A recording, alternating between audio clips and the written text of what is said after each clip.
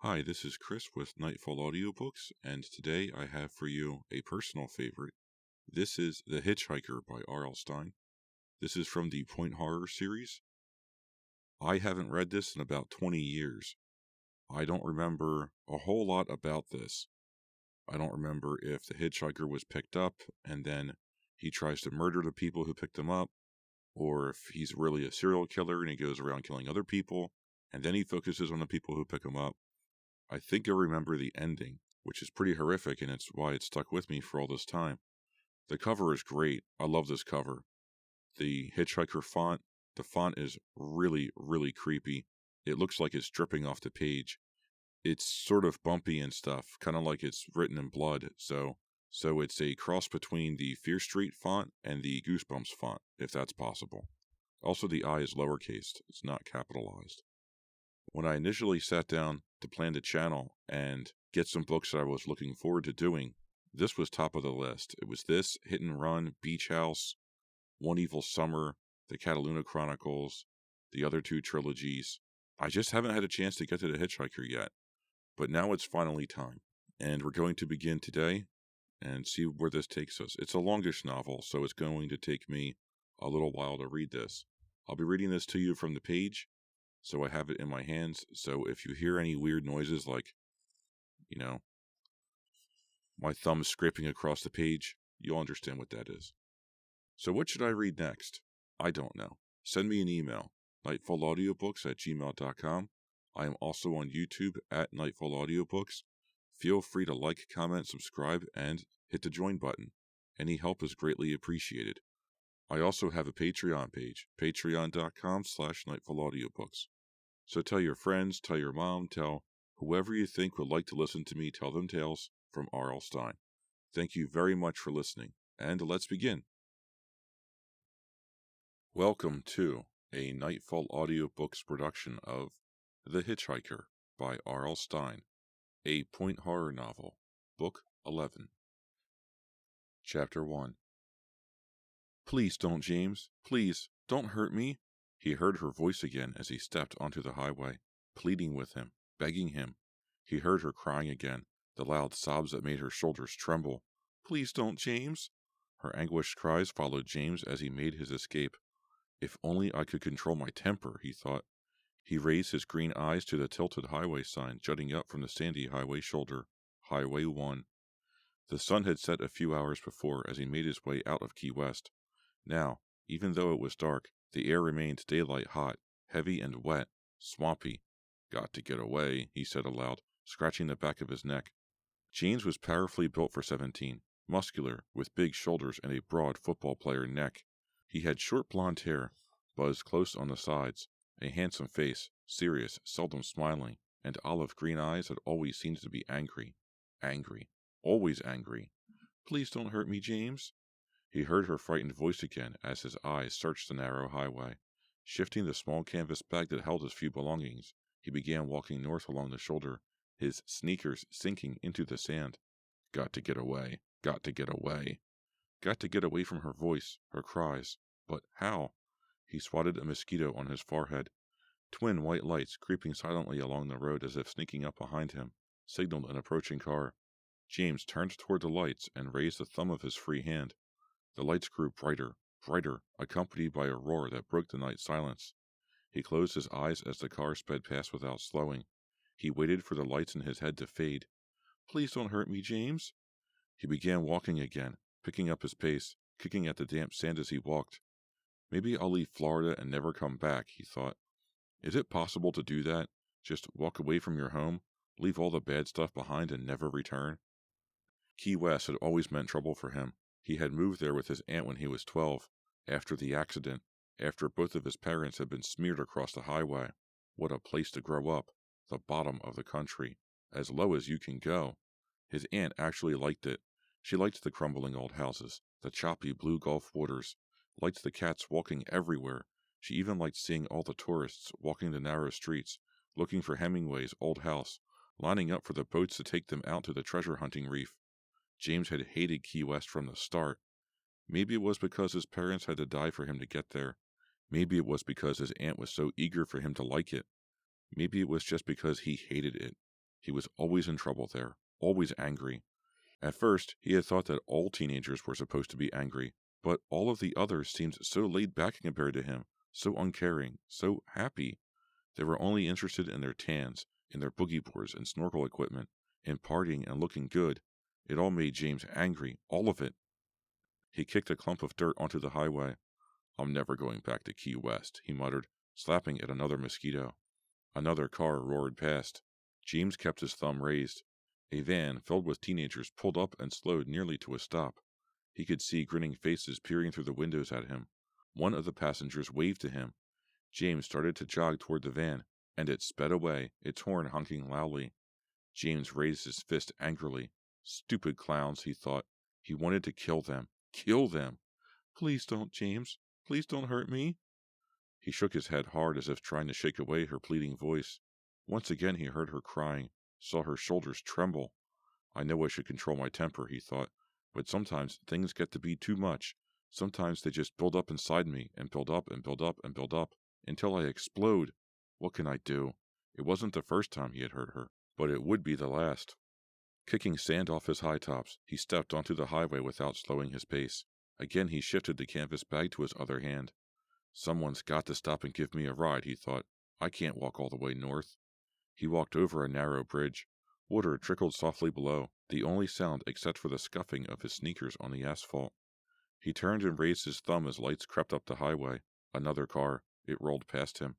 He lowered his thumb, disappointed, feeling the anger start to boil inside him. But then the car squealed to a stop, its tires skidding onto the sandy shoulder. The red taillights glared at him like two eyes. James jogged quickly toward the car, a black Buick Skylark. The driver's windows slid down with an electric buzz. He was an old man, James saw, with a knobby, bald head. Light glinted off his thick, round eyeglasses.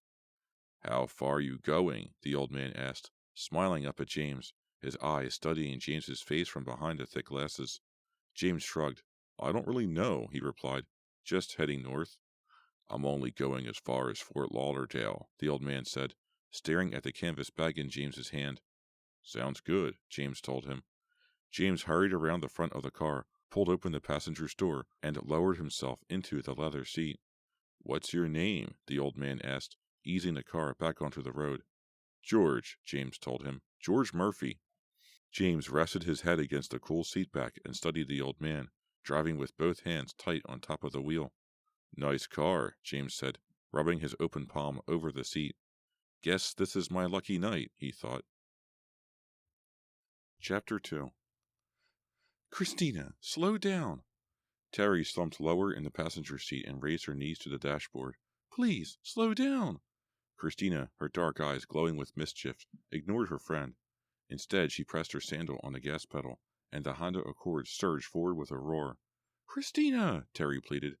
I'm just so tired of going 15 everywhere, Christina exclaimed, swerving past a rumbling gasoline truck, then cutting back into the right lane. Everyone in Florida drives 15 miles an hour. It just makes me crazy. We don't want to get stopped, Terry said softly. You know that. Christina took a hand off the wheel and brushed it back through her blonde corkscrew curls. Hey, we came to Florida to live dangerously, right? Have a little fun? You've had plenty of fun already, Terry said dryly, with a hint of disapproval in her voice. You haven't stopped partying since the moment we arrived. Christina's face broke into a broad grin. What was the name of that boy? She asked. Which boy? The real hunky one, Christina replied, still grinning. Which real hunky one? Terry cried. Both girls laughed. You didn't do so bad either, Christina told her friend, speeding up to pass a Greyhound bus. Do you think Matthew will write to me? Terry asked, staring out the window as the trees whirred by in the afternoon sunlight. Does he know how to write? Christina joked. He knows more than you might think, Terry said slyly. What a week, Christina exclaimed. What an awesome week. I even got some swimming in, Terry said. You're an awesome swimmer, Christina exclaimed. I knew you were good, but... I can't believe it's over already, and we have to go back, Terry moaned. And then her expression turned serious as she glanced at something moving in the mirror outside the passenger door.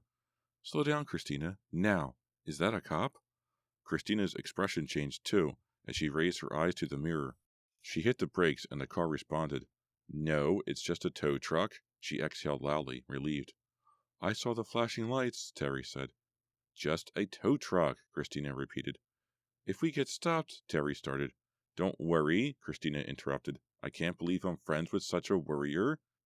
Someone has to worry, Terry said softly. The two friends, both 17, their birthdays just 3 weeks apart, were as different in appearance as they were in temperament. Christina was thin, almost wiry, with blonde corkscrew curls piled on her head. She had dramatic, dark brown eyes, playful eyes on a mischievous face. Her mouth seemed to fall naturally into a teasing smile. She always appeared to be enjoying some private joke. Terry was as cautious as her friend was impulsive and playful. She had sky-blue eyes and creamy white skin, which looked even paler against her straight black hair, which she wore swept back, falling down to her shoulders. Also in contrast to Christina and her boyish figure, Terry was chubby, full-bodied. That's how her mother described her. Terry worried about her size a lot, although she had chosen not to discuss it with Christina. Christina would tell me I'm exaggerating, or she'd just make a joke, she decided, and to Terry, it was no joking matter. How long are we going to stay in Tampa? Terry asked. Christina shrugged her slender shoulders. She was wearing an oversized chartreuse t-shirt over green spandex bicycle shorts. Who knows? I just want to see if I can find that boy I met last year. The football player? Christina nodded, her eyes on the road. Isn't he a little old for you? Terry asked, shaking her head. Christina laughed. You're such a worrier, Mom. Stop. He thinks I'm 21, Christina said, chuckling. You don't look 21, Terry told her. She sighed impatiently. You know, we've had more than enough excitement on this trip. Maybe we should just chill and head for home. He might not even be there, Christina replied, as if that answered Terry. Maybe he moved or something. I haven't heard from him in months. It's getting awfully hot in here, Terry complained. Can you turn up the air conditioner? Christina glanced down at the dashboard controls. I don't think I know how. You do it. Terry studied the dials in front of her. She slid one forward all the way. It didn't seem to make any difference. Why do they make it so confusing? Should we trade it in for an American car? Christina joked. She turned up the radio. A road sign proclaiming Highway 84 whirred by in a blur. The bright afternoon sun poured in through the windshield. It had rained the day before. All the trees and tall grass were still glistening, sparkling in the bright light. Unreal, Terry thought. Everything about this trip has been unreal. The beach was so crowded, Christina complained. Remember Josh? The rich one with the bandana? No, that was Eric, Christina said, laughing. Josh was kind of short. Kind of short? He came up to your waist, Terry exclaimed. Sometimes good things come in small packages, Christina said dryly. Christina, he was a total wimp, Terry insisted. Not total, Christina said. Both girls laughed. Well, what about him? Terry asked impatiently. I forget. More easy laughter. It was too crowded. That's what I started to say, Christina told her friend. She swerved to pass a slow-moving station wagon loaded down with lumber that stuck out the back window. Maybe we should go to Daytona next time, Terry suggested, opening the glove compartment, searching its contents. Yuck, no way, Christina exclaimed. It's all high school geeks. She made a disgusted face. And it's more crowded than Lauderdale? Well, how about Palm Beach? Too many rich snobs, Christina replied. They all live in compounds. None of them just have a house. Sounds good to me, Terry said. What are you looking for in there? Christina asked, taking her eyes off the road to stare at Terry, who was still pawing through the glove compartment. Just looking. Terry shoved it shut. She glanced outside. Kind of swampy out there. What do you expect? Christina snapped. This whole state is a swamp, except for the beach. I love Florida, Terry said. Christina turned to look at her friend. You even got a tan? You're always so pale. I didn't think you could tan. Terry started to reply, but her mouth dropped open in horror as she saw the enormous red truck roaring toward them. She saw it, and then realized that Christina didn't. Look out! Terry managed to scream. Christina swerved, but too late. The crash was deafening. Chapter 3. Christina, we should stop. Terry turned, peering through the rear window at the truck. We can't stop, Christina exclaimed, pushing the gas pedal to the floor. The car roared forward obediently. But the driver, he might be hurt. He slammed right into that concrete embankment. He's okay, Christina said calmly. eyes straight ahead, her features set. He's a truck driver, Terry. He'll radio for help if he needs it. But what if he's really hurt? Terry insisted. I mean, we made him crash. No, we didn't, Christina replied softly. Terry, you know we can't stop. We don't want to get in trouble, do we? I don't believe you. You're so calm, Terry exclaimed, turning back to the front, readjusting her seatbelt. He's fine, Christina insisted, glancing in the outside mirror. I can see him. He's outside the truck. He's okay. The crash was so loud, Terry said, wrapping her arms around her chest as if shielding herself. I was sure we were hit. Take a deep breath, her friend said. What good will that do? Terry asked, her voice shrill and high-pitched. Christina shrugged. I don't know. Sounded like a good idea. How can you make jokes? We were almost killed. Well, we're okay now, Christina said, glancing in the mirror, slowing the car to 60. What if he memorized our license number? Terry fretted. Christina laughed. He was too busy crashing to memorize any license numbers? Terry slumped down in the seat. I feel sick. Just chill, will you? We're okay. Let's not spoil the whole vacation because some truck driver was in the wrong lane. But you were in the wrong lane, Terry insisted. Whatever, Christina muttered. They drove on for a while in silence. Terry closed her eyes and tried to force the sound of the crash, the squeal and crunch of metal, out of her head. So you really liked that guy Matthew? Christina asked after a while. Terry opened her eyes and glanced at the speedometer. 55. Well, she thought, at least the accident has caused Christina to slow down. Yeah, he was kind of nice, she answered distractedly, but he was a little too eager, if you know what I mean. Christina chuckled. I like him eager? Terry frowned. No, there is something too eager about him. I mean, well, I don't know what I mean. He frightened you? Christina asked, her expression amused. No, well, yeah. Christina laughed. Are you laughing at me? Terry asked, hurt. No, of course not, Christina insisted. You just seem so confused. Remember that party on the beach the first night? Terry recollected, staring out her window. A clump of low, weeping willows slumped over the highway. Everyone was drinking beer and the music was so loud. Well, Matthew pulled me away from the party, and we... Hey, look at that hitchhiker, Christina interrupted. She slowed the car. Oh no, Terry declared firmly. No way. No way, Christina. No way we're picking up a hitchhiker. Haven't we done enough? Enough is never enough, Christina said, her dark eyes glowing with excitement. Don't stop. I mean it, Terry insisted. But look how cute he is, Christina said, breaking hard. Cute. He looks like a killer. Don't exaggerate, Mom, Christina said, sticking her tongue out at her friend. Stop calling me Mom. I really hate it. Then stop acting like Mom, Christina said sharply.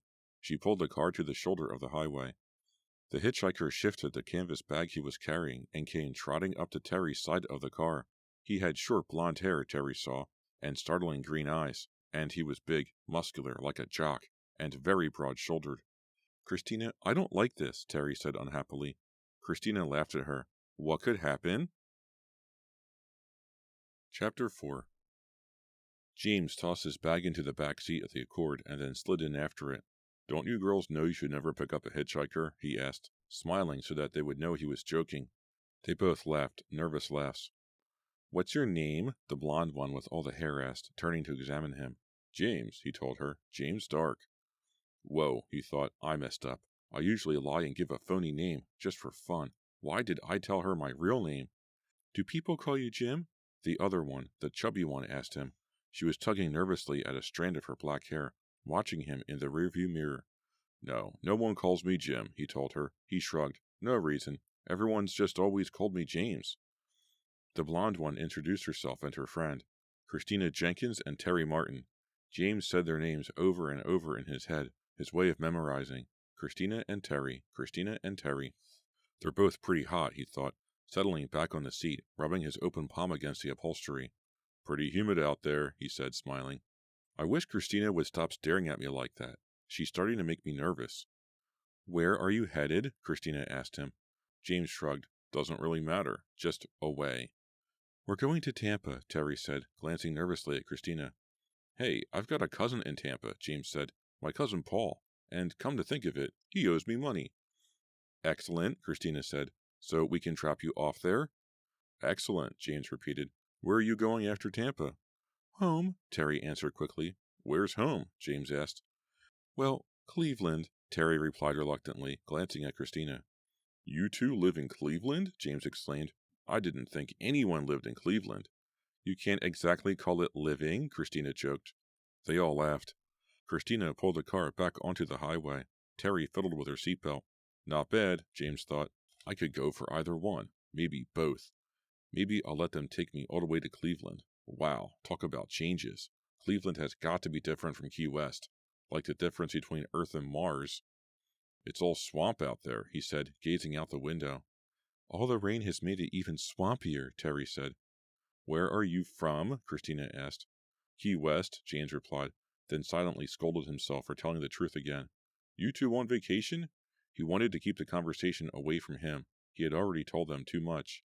Yeah, school break, Christina offered. You go to school in Key West? Not too often, he replied, grinning. They both laughed. You been to Disney World? He asked, rubbing his hand over the smooth seat cushion. No way, Christina replied. We like the beach. We came down to party, not walk around in mouse ears. James snickered. Where'd you go? Miami? No, Lauderdale, Christina said, speeding up to pass a family camper being pulled by an old Plymouth filled with kids.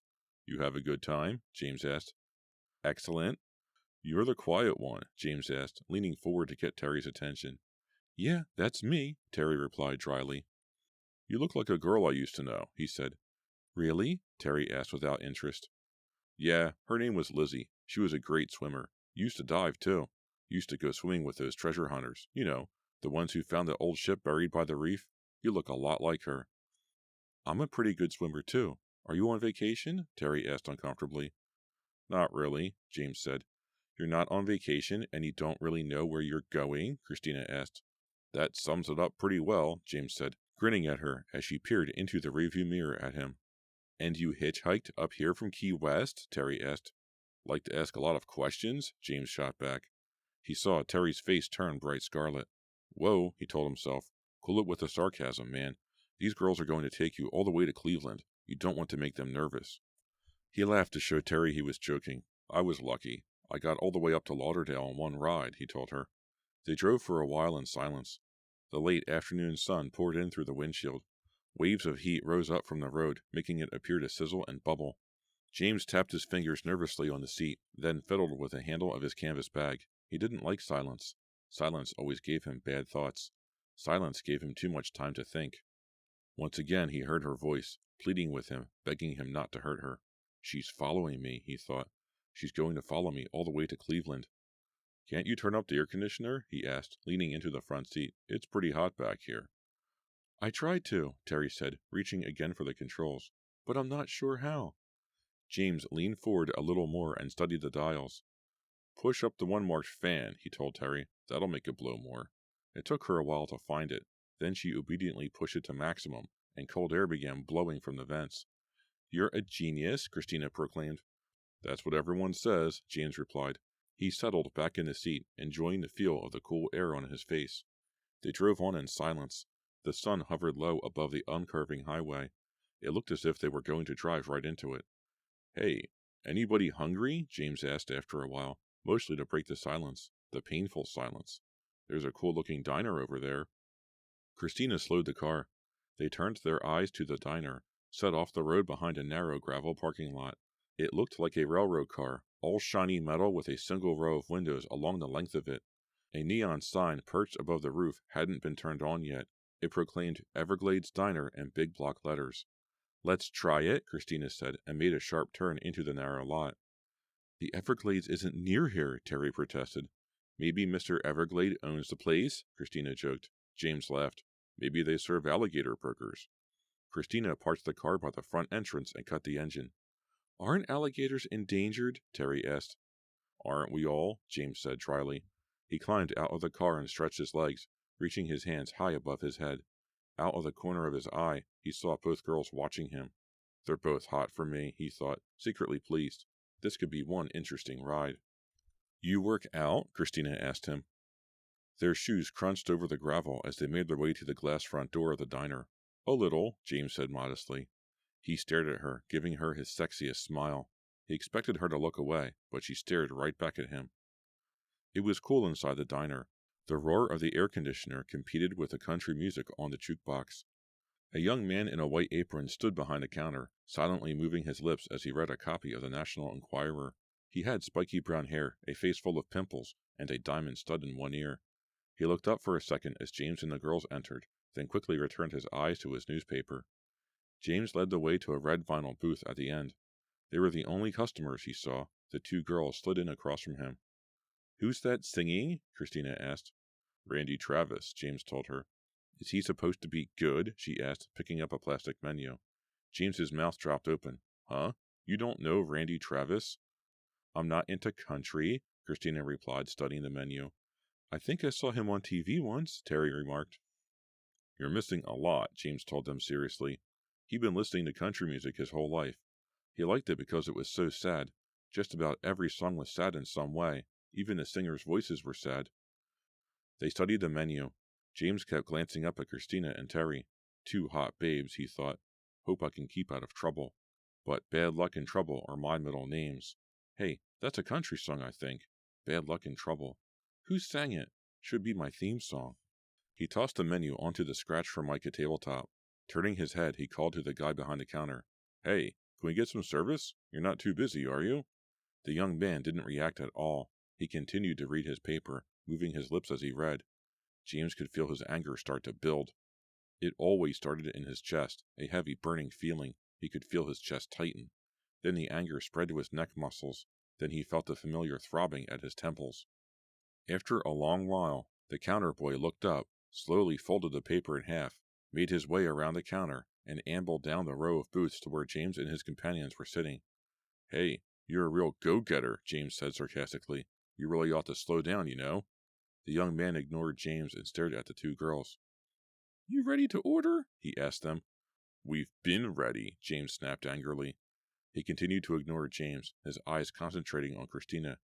"Hey, you're not too shabby looking," he said, a lopsided smile forming on his pocked face.